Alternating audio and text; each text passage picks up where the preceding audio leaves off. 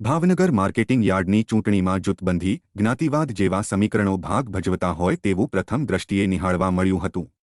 જો કે મતગણતરી બાદ સત્ય સામે આવશે। ભાવનગર માર્કેટિંગ યાર્ડમાં 10 વર્ષના વહીવટદારના શાસન બાદ ચૂંટણી યોજાઈ રહી છે। ભાવનગર યાર્ડમાં ખેડૂતની 10 બેઠક માટે મતદાન યોજાયું હતું।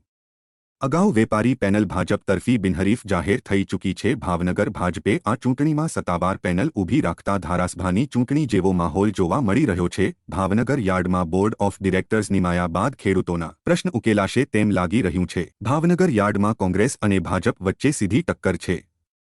બંને પક્ષે પોતાની પેનલ ઉતારી છે। ભાવનગર યાર્ડમાં ખેડૂતોની 10 બેઠક માટે કુલ 22 ઉમેદવારો મેદાનમાં છે, જ્યારે 860 જેટલા મતદારો છે। યાર્ડની ચૂંટણીમાં બંને પક્ષે પોતપોતાની જીતના દાવા કર્યા છે। 860 પૈકી 780 લોકોએ મતદાન કર્યું હતું। સાંજે મતદાન પૂર્ણ થયું હતું। આવતીકાલે સવારે મતગણતરી હાથ ધરવામાં આવનાર છે। જો કે જબરજસ્ત મતદાન થતાં રાજકીય ગણતરીકારો પણ ગૂંચવાઈ ગયા છે।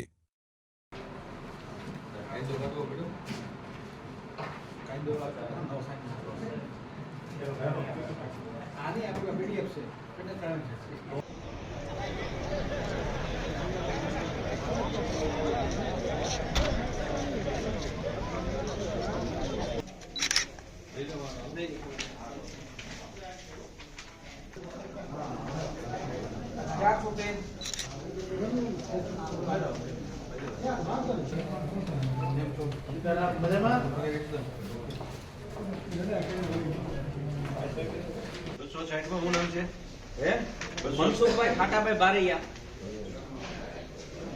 હવે આપણે બહુ ઉતાવળનો 150 બાકી તમને સાંજે પૂછ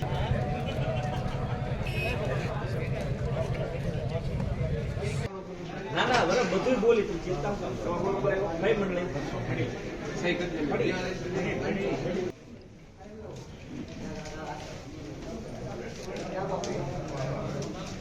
બરાબર કાકા બરાબર